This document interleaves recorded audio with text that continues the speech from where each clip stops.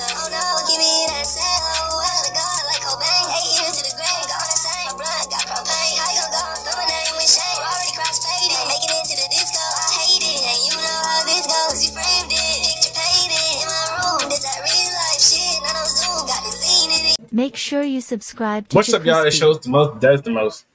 JerCrispy. Welcome back to another video. I was like, damn, we might as well go back starting the theories too, man, like the cartoon theories and all that stuff. So I was like, damn, it's been a little minute since the Alice Blaine dropped. So I was like, fuck it, we got this other nigga named Spot. So I think he might be my little third rotation. So, but he got characters, conspiracies. This is episode 2. We're gonna go back and watch episode 1. Mermaid Man, Barnacle Boy theory. So, let's see how this goes. Make sure you like, comment, subscribe, follow our social media. It's gonna pop on the screen. The Mermaid, fake. The Mermaid Man and Barnacle Boy show, staged. And this isn't even the real Mermaid Man and Barnacle Boy. They were replaced by the creators of their show a long time ago to make more money. And this all happened because of their origin story. So join me as we discover the Mermaid Man and Barnacle Boy theory. Or one of their TV shows. So Mermaid Man and Barnacle Boy are the local superheroes who for whatever reason have a TV show. Technically, they have 2 TV shows. Their first show was called The Adventures of Mermaid Man and Barnacle Boy, and it ended after they retired. But after coming out of retirement in the episode Mermaid Man and Barnacle Boy, they got their new show called The New Adventures of Mermaid Man and Barnacle Boy. So right away, there's a pretty big question to ask. Did they retire from being superheroes or from being actors? Now, I know what a lot of you must be thinking. Of course they retired from being superheroes, that's literally what they are. But then, why does SpongeBob say this? Arch nemesis of famed television superheroes Mermaid Man and Barnacle Boy! Television superheroes. Damn. That's what SpongeBob calls them, basically confirming that they're only superheroes on TV. But this isn't a one-time thing. In the episode Have You Seen This Snail? He says the exact same thing again. Arch nemesis of my favorite TV superheroes Mermaid Man and Barnacle Boy! But how is this possible? Right. We see them use their superpowers and crazy weapons all the time. Well, it turns out most of what we see is part of their show.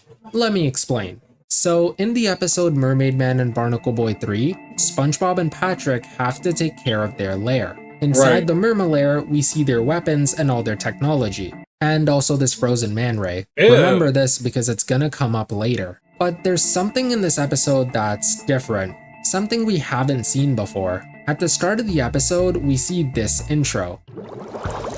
The New Adventures of Mermaid Man and Barnacle Boy! Seems pretty normal to introduce the superheroes. But wait, we've seen this intro before. Back in their first episode, it was the intro to their new show. What's it doing at the start of a SpongeBob episode? Well, if this is an intro to their new show, then this has to be an episode of that show. I mean, they literally use the exact same intro. It's kinda like the episode Bad Guy Club for Villains, but with no lore behind it. We're just watching a Mermaid Man and Barnacle Boy episode and that's it. As for SpongeBob and Patrick, yeah, I really can't explain that. I mean, the heroes know them personally, so there's probably some connection there. So it turns out every time we see an episode with this intro, it's part of the Mermaid Man and Barnacle Boy show. This means that this entire episode is part of their show. And this isn't even a one-time thing. In the episode Mermaid Man and Barnacle Boy 5, we again see the exact same intro at the start of the episode. But there's another thing that reveals if an episode is part of their show. Ain't SpongeBob took Mermaid Dog or some shit like what? I think while he was sleeping or some shit like that, and he shrunk everybody plus Mermaid Man and Barnacle Boy, and I think what Patrick said he put a W. He said the one or some shit like that. The narrator. Usually in the episodes we hear the French narrator, but in a few episodes there's a completely different guy. In fact, he's the same narrator from the Mermaid Man and Barnacle Boy show. I hope you're securely seated and sufficiently hydrated. We join our heroes locked in a battle of wits. We join Bikini Bottom's noblest, boldest, oldest. In a familiar restaurant, in a familiar part of town, a call goes out in frustration. And this reveals one key detail. Whenever we hear this narrator, that episode is also part of their show. And looking throughout the series, episodes where they use their superpowers and weapons start to make a bit more sense. But that doesn't mean that they're actors. They could still be real superheroes with a TV show. Well, there's someone we haven't looked at yet: the villains. In the episode Mermaid Man vs. SpongeBob, Plankton is watching a commercial for the Krusty Krab. In the commercial, the superheroes are fighting Man Ray and losing. Just as they're about to lose, Mermaid Man starts talking about the Krusty Kids meal, which Man Ray likes for some random reason. The commercial acts in a commercial with the guys that he hates. Also, why would he agree to lose? This is the single biggest issue with Man Ray being a real villain. Now, unfortunately, every other time we see Man Ray, it's part of their show, so we can't confirm if he's a villain or an actor. But this entire time, we've been looking at the present. What about the past? So, looking at the past, there's two main episodes to look at. The first episode is Back to the Past. In the episode, SpongeBob, Patrick, Mermaid Man, and Barnacle Boy travel to the past. There, they see the younger superheroes fighting Man Ray. But when Patrick eats all the tartar sauce and goes to the future with SpongeBob, Man Ray ends up taking over the world. Yeah. After they realize something is wrong, they end up taking the younger superheroes, who are old now, to the past to stop Man Ray. Eventually, because of all the time problems, they end up defeating Man Ray and the episode ends. Now, this part gets really confusing, so just please pay attention. Alright. So if Man Ray took over the world, how can he be an actor? Well, listen closely to what Man Ray says here. Once again, your buffoonery has given me victory! Now, it may not seem like it, but this single line actually gives away a lot of information. So right away, what does Man Ray mean by once again? He's never beaten the superheroes before, or he would have taken over the world a long time ago. Well, when he says once again, I think he's referring to the first time he beat the heroes when Patrick ate all their tartar sauce. But he shouldn't know that this happened. When SpongeBob and Patrick traveled back in time, they came before Patrick ate the sauce, meaning that Man Ray hadn't yet defeated the heroes. In fact, because they time traveled and messed with the past, that event never ended up happening. So how does he know he's already defeated them once before? Well, the only way he would know is if he was acting in an episode. Because if he was an actor, then they would have filmed before, including the scene where he first beat them. But that's not the only thing that hints towards this episode being staged. Right. Towards the end of the episode, one of the SpongeBobs mentioned that they've come back to the day when evil was defeated forever. So this would mean that after this day, Man Ray was defeated and would never be a problem again. But their original plan was to trap him in tartar sauce. How would that defeat him forever? Well, remember when we saw Man Ray trapped in tartar sauce in the episode Mermaid Man and Barnacle Boy 3? Yeah. Well, I think this directly happened after the heroes beat Man Ray. After they put him in the sauce, they froze him forever until SpongeBob and Patrick would free him. But because the two messed with time, Man Ray ended up getting arrested instead of being trapped in tartar sauce. In fact, Mermaid Man specifically mentioned that he would be going to jail.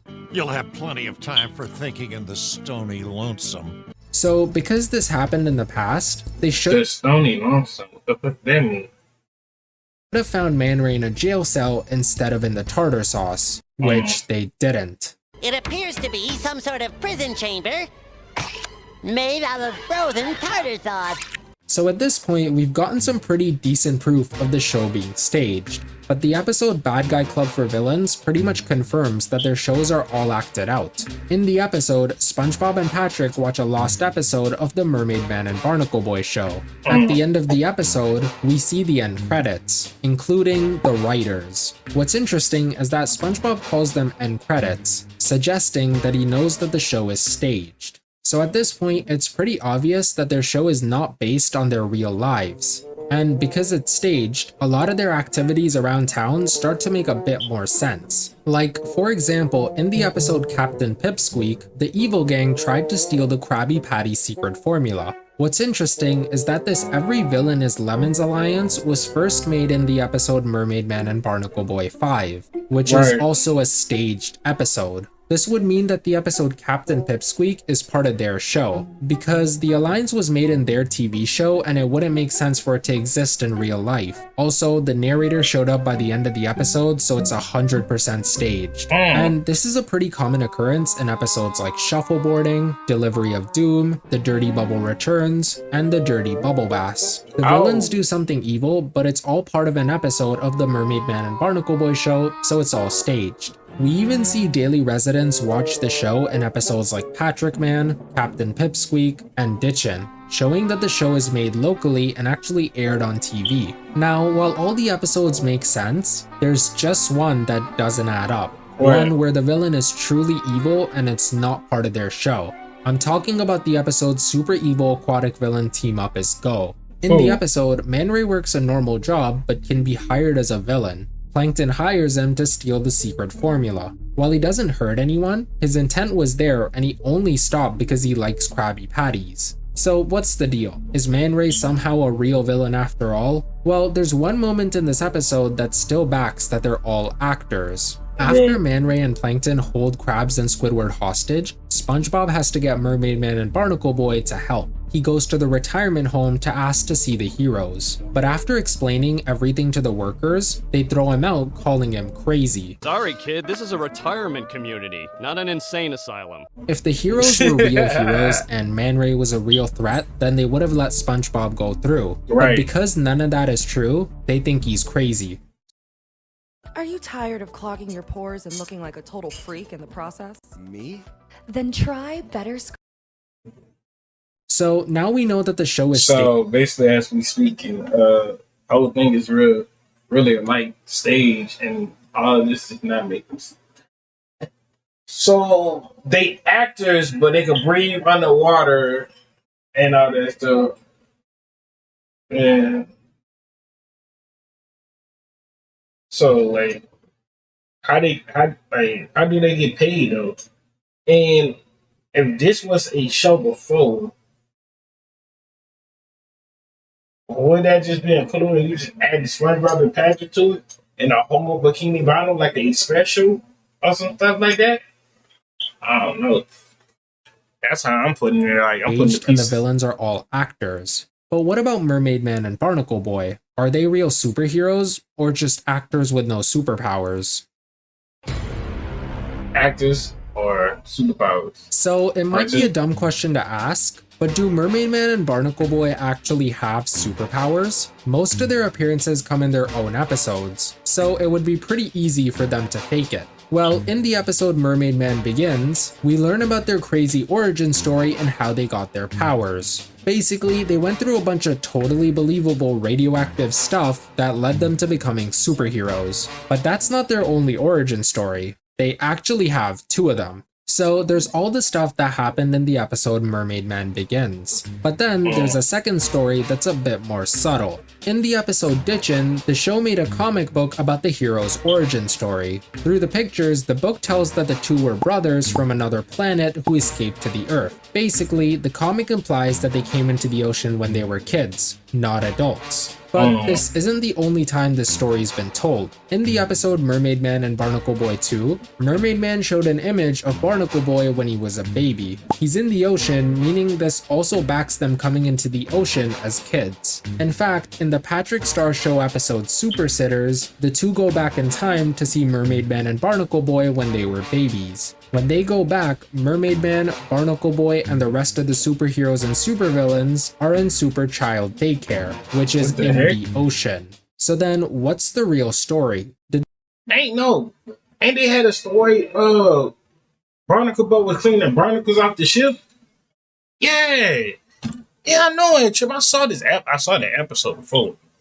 They come into the ocean as adults or kids? Well, the question seems pretty tough until you realize that the answer has been right in front of us the entire time. In fact, it's something so big, so huge, I can't believe I didn't notice it before. I'm of course talking about Barnacle Boy's nose. In their older show, Barnacle Boy had a normal, human-sized nose. But then, for whatever reason, his nose became huge when he got older. And this actually reveals something massive. If Barnacle Boy had a small nose when he was younger, then why is his nose so big in the comic book?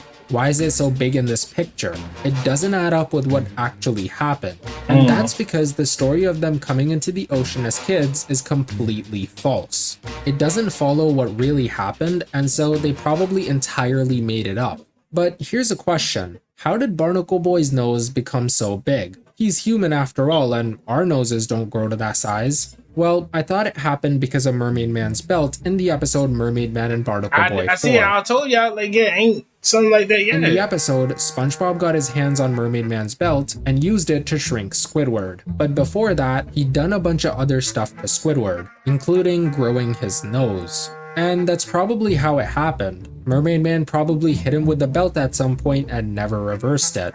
Well, that's what I thought until the episode Shuffleboarding. In the episode, SpongeBob and Patrick put the heroes in the hospital, so to make up for it, they attend a shuffleboarding competition pretending to be them. But after winning, they realize that no one's patrolling town, so they decide to do it themselves. They go around town arresting people for the smallest of crimes. By the end of the episode, they filled up the entire jail. The episode ends with everyone blaming Mermaid Man and Barnacle Boy for wrongly imprisoning them. It seems like a pretty normal episode, but there's one thing that's weird. Throughout the entire show, we've never seen this costume. In the early seasons, it looked like this, and it later got changed to this, but it never looked like this. Well, this is because this costume actually came from the superheroes. It wasn't made by SpongeBob and Patrick like the other two. Barnacle Boy even said that the costume would make them a duplicate, implying that they also wear the same costume. Now listen up. Here, take these rings. And when you touch them together, you'll be instantly transformed into our duplicates. And this actually makes sense. Throughout the entire episode, everyone thinks that they're Mermaid Man. Nigga really got arrested because his shoes was tied. Bro, what the fuck, son? Barnacle Boy. They even end up blaming the actual superheroes for something they didn't do. But there's just one thing that seems off about this costume. What? If this is meant to be a duplicate of the hero's costume, then what's up with the head? Why is their head covering something that looks exactly like their head? Well, what if that's not what their head looks like? What if someone is wearing a costume of them? In the episode Mermaid Man and Barnacle Boy 6, the motion picture, we again see their costume. As Squidward is doing their makeup, he pulls back Barnacle Boy's skin. But you can hear a weird, almost rubbery sound as he does it, almost as if he's pulling on the costume and not the actual skin. In fact, their longtime rival, Man Ray, also seems to be wearing a costume. We know from the episode Man Ray Returns that Man Ray's a human, but in the episode Shuffleboarding, his head ends up in the dryer and shrinks. That would only happen if his head was a piece of clothing like a costume. So then, who's wearing the... We do get a hint in the episode Mermaid Man and Barnacle Boy 5. In the episode, Barnacle Boy mentions that he's 68 years old. It may come as a surprise, but this makes no sense. In their previous episode, SpongeBob mentioned that they've been fighting crime for 65 years. And this pretty much gets confirmed in the episode Mermaid Man Begins when the narrator mentions this. For 60-some-odd years, Mermaid Man and Barnacle Boy have quadruple-handedly kept the sea crime-free. How can he be 68 years old when they've almost been fighting crime for the same amount of time? It's almost like the person under the costume knows nothing about the heroes. But if this truly isn't the superheroes, then how do we have moments like this? Right. Like, if these aren't the same guys who went through all this, how did they have the superpowers? Thanks. Well, there's one more thing that they've been hiding. In the episode Mermaid Man Begins, it's revealed that they were affected by radiation and that's how they got their powers. But in the episode Mermaid Man and Barnacle Boy 5, Mermaid Man mentions something interesting. Once you put on these costumes, their fantastic powers will become yours. Wow, I didn't think superpowers worked that way. Sure. Power's all in the costume. So what's the real story? Do their powers come from the suit or the radiation that they went through? Well, technically, it's both. You gotta remember that these aren't the original superheroes. There's someone wearing a costume of them. So the original superheroes went through what they went through to get their powers. But these guys wearing the costumes use them for any powers that they need. So now we know that whoever is under the costume, it's definitely not Mermaid Man and Barnacle Boy. but I actually think I know who's under the costume. Oh. If you think about it, apart from the few humans, pretty much everyone else in Bikini Bottom is a fish. So it's gotta be one of them. In fact, in one of the episodes, they're making a movie on the heroes and use fish actors to play the part of the superheroes. So they could probably do something similar here. But why are there people replacing the actual superheroes? Well, it actually goes down to their show. After the original superheroes retired from the show, it obviously ended, but the creators of the show didn't want it to end. So they decided to put two guys in a costume and say that they're the original Mermaid Man and Barnacle Boy. This explains why Barnacle Boy said that they used to be Mermaid Man and Barnacle Boy in the first episode. This also explains his nose growing like crazy. It's probably just part of the costume. It also explains all the inconsistencies surrounding the characters, like Barnacle Boy messing up his age. But why? Why would the creators of the show want to start it back up again? Well, unfortunately, we've never met them, so we'll never know.